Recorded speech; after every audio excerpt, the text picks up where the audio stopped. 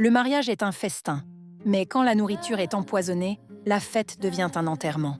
On dit que le lit conjugal est le royaume du plaisir, mais que faire quand le roi perd son sceptre avant même d'avoir régné? Écoutez le cri de cette jeune mariée, dont la lune de miel s'est transformée en cauchemar à cause d'une vengeance glaciale. Cette sœur a rencontré son mari, un banquier, lors d'une sortie entre amis. L'amour a fleuri, doux et prometteur. Seule ombre au tableau, l'ex-copine de son fiancé. Une femme toxique, avec qui il avait passé 5 ans.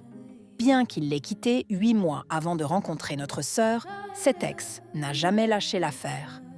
Elle les harcelait, menaçait la nouvelle fiancée de mort, jurait que s'il ne l'épousait pas elle, il n'épouserait personne.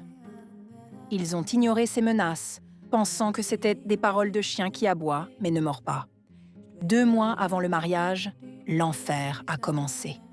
Le fiancé faisait des cauchemars terrifiants où il se voyait ligoté par son ex.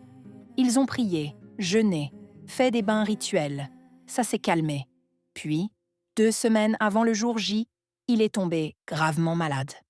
Fièvre typhoïde résistante. Un prophète leur a dit qu'une femme lui avait jeté un sort. Ils ont payé 200 000 francs pour des rituels. Il a guéri. Le mariage a eu lieu, grandiose, joyeux. Mais la nuit de noces, dans la chambre d'hôtel décorée de fleurs, la catastrophe a frappé. Au moment de consommer le mariage, l'engin du mari a refusé de se lever. Man banogri work. Ils ont tout essayé, la main, la bouche, les vidéos, pendant 3 jours. Rien. Le baba restait mou comme du coton.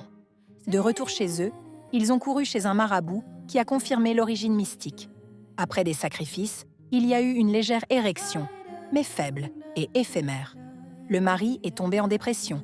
Le couple se déchire. Les disputes éclatent pour un rien. La belle-mère réclame déjà des petits-enfants, ignorant que son fils ne peut même pas honorer sa femme. Désespérée, notre sœur a appelé l'ex-copine. Celle-ci a ri au téléphone. « Je t'avais prévenu. Si ce n'est pas moi, ce ne sera personne.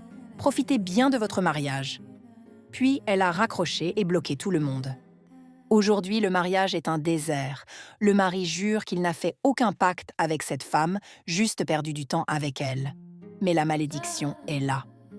Mes chers abonnés, la jalousie d'une ex est un poison lent.